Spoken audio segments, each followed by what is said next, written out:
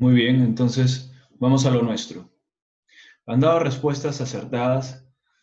La sal y la luz es la misión a la cual Jesucristo nos llama a cada uno de nosotros, desde el primer hombre que sigue a Jesús hasta el último.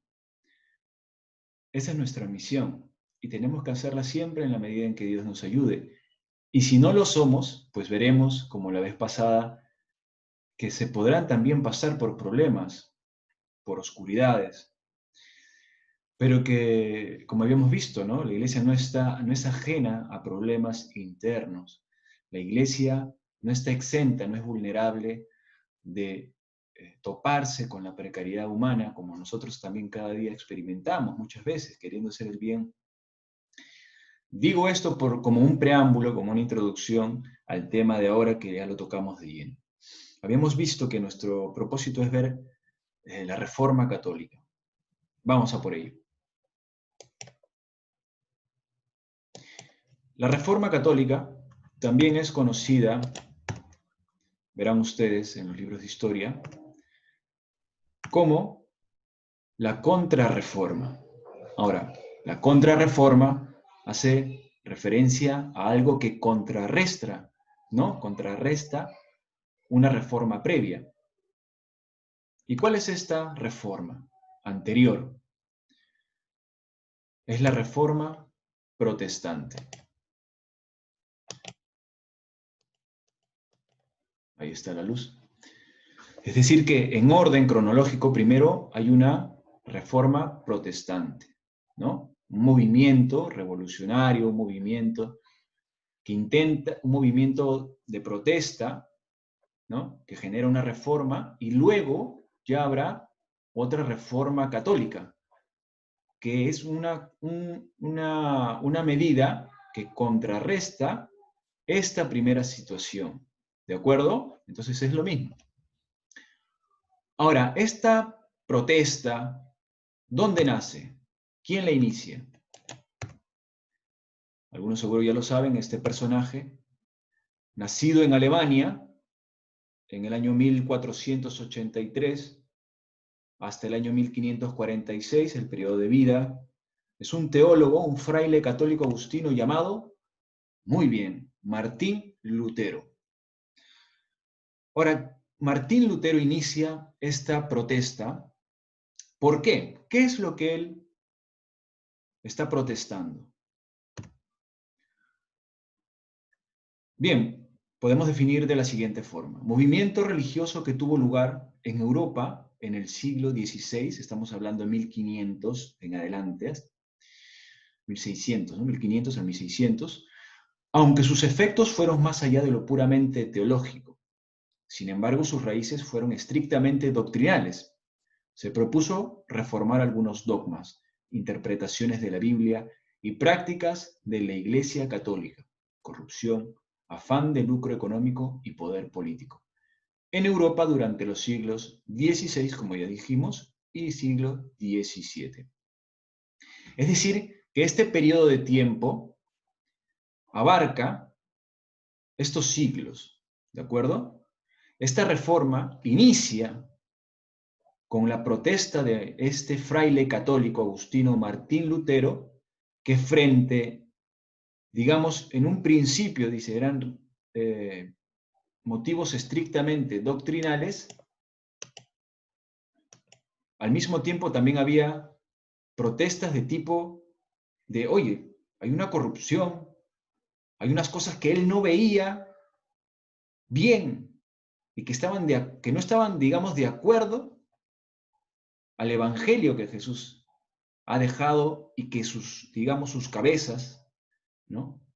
En este caso el Papa, no estaban llevando a cabo de forma ordenada, de forma coherente, ¿no?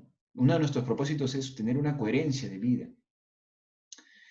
Y eso que ya venían de un cisma anterior, recuerdan el cisma de Occidente, donde llegaron a haber hasta 3 papas, recuerdan que hablamos de esta lucha, el papa que se refugia en Aviñón, luego surgen 2 papas más, es decir, había mucho zarandeo, ¿no? Había mucho tema político. Entonces aparece este fraile y dice, un momentito, Pero si bien él realiza una protesta, yo creo, legítima, en lo que deriva ya es un descontrol y propiamente un despropósito, ¿no? Que lo que hace es dañar profundamente también las bases de la Iglesia. Lutero será excomulgado, ¿no? Acá lo vemos él en esta ilustración, exponiendo unas tesis, las populares 95 tesis, donde él realiza una interpretación ya propiamente particular, y que, claro, digamos que en Alemania genera todo este movimiento, y claro, le comienzan a seguir otras personas, le comienzan a seguir, ¿no? Y un poco que se salen las cosas de las manos. Y todo este movimiento protestante, digamos que en breve, en resumen, porque tampoco podemos abarcar, ustedes saben bien, pero les doy las pinceladas, el punto de partida más importantes, derivarán también en otros movimientos que siguen a este protestantismo, pero que no, digamos, no forman una unidad, sino que además se separan y cada uno sigue una línea doctrinal, una línea moral específica, propia, particular, como por ejemplo el calvinismo, con Juan Calvino, y luego otro problema similar con Enrique VIII de Inglaterra, que forma el anglicanismo. Es decir, que se comienza a desmembrar lo que en un principio era una unidad, y que si bien había una protesta legítima, luego derivará en una división que no es ni siquiera un movimiento en conjunto, sino que cada uno comienza ya a interpretar a su forma. Cada uno con distintas maneras, ¿no? Y es por eso, queridos jóvenes, que es allí donde nace la contrarreforma o la reforma católica, con el Concilio de Trento como una base, como la reunión de las autoridades católicas para poner fin a todo esta confusión, para poder atacar, digamos, de forma directa los problemas que la Iglesia venía afrontando en ese momento. Y es por ello que ahora mismo quiero que también nosotros veamos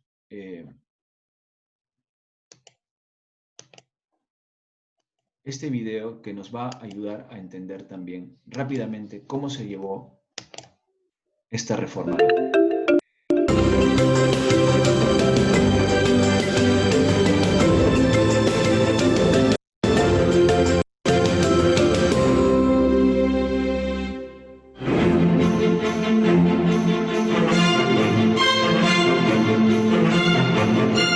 La hermosa ciudad suiza de Ginebra no solo es famosa por su lago, lo es también por dos personajes contrapuestos: Calvino, que dio origen a una de las ramas del protestantismo, y San Francisco de Sales, que fue obispo de esa ciudad.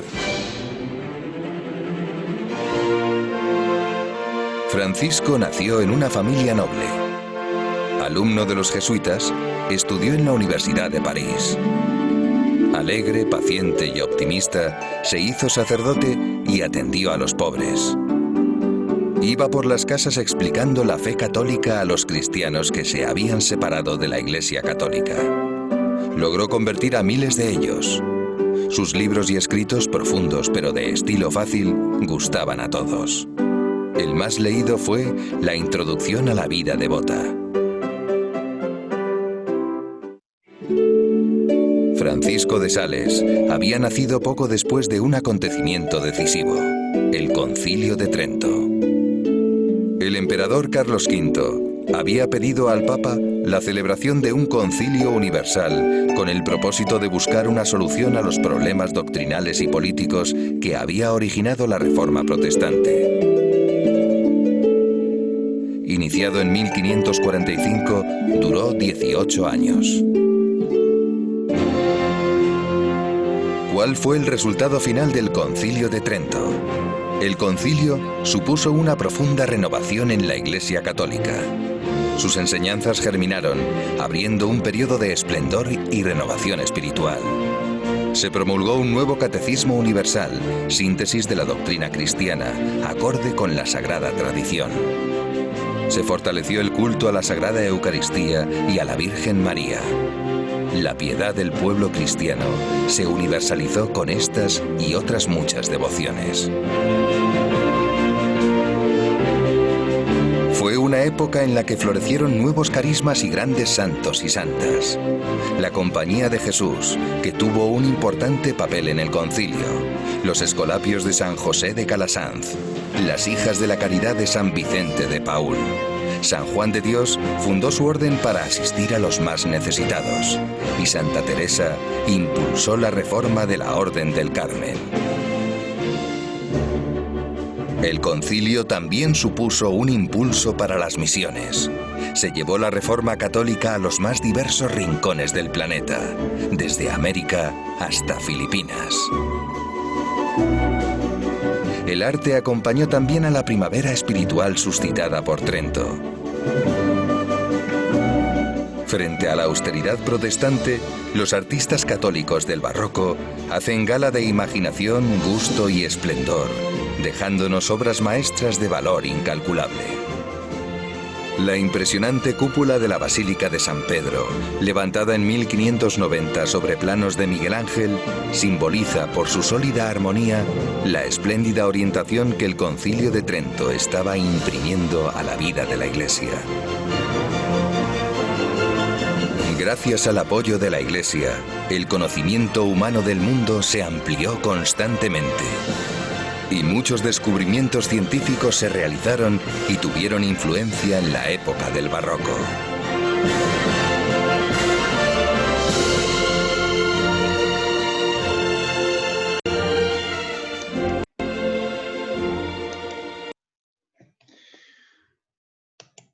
Bien, ¿les ha gustado el video?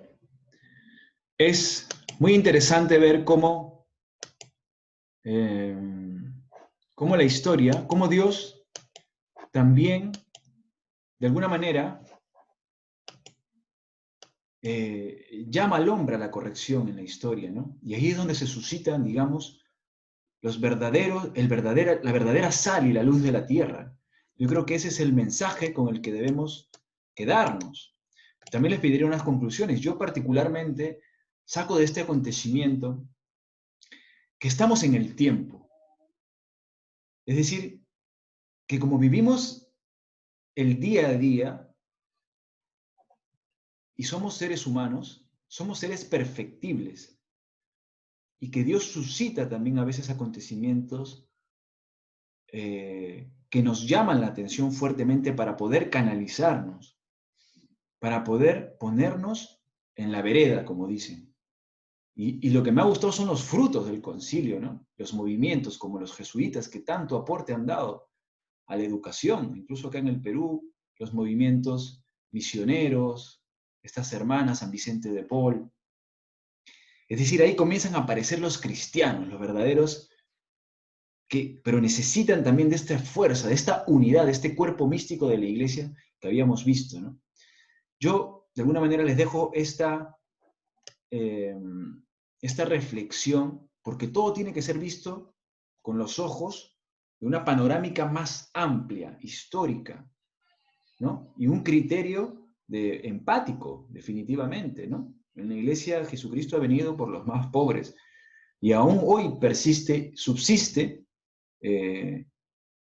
y florece, gracias a Dios, todavía los carismas dentro de la iglesia, generando una comunión, también un diálogo interreligioso.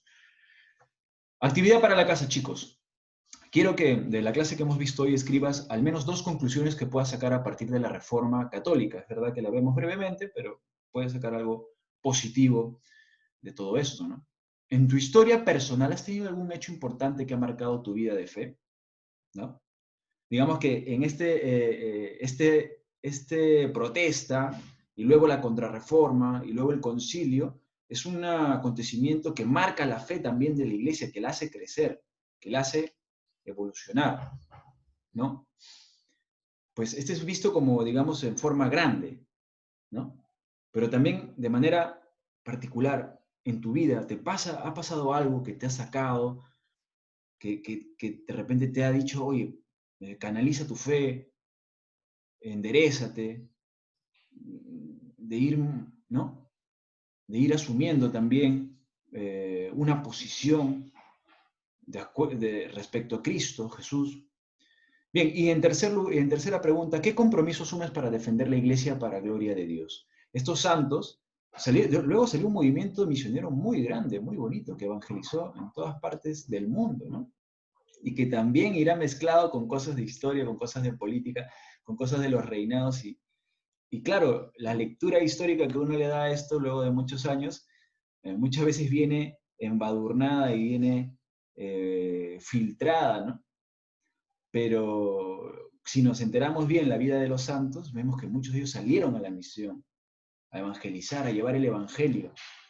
En fin, muchachos, nos centramos en este tema y terminamos con esta canción que también he preparado para ustedes el día de hoy, que también espero que les guste.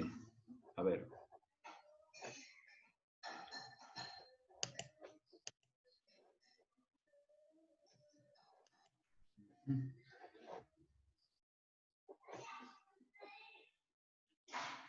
¿Dónde está?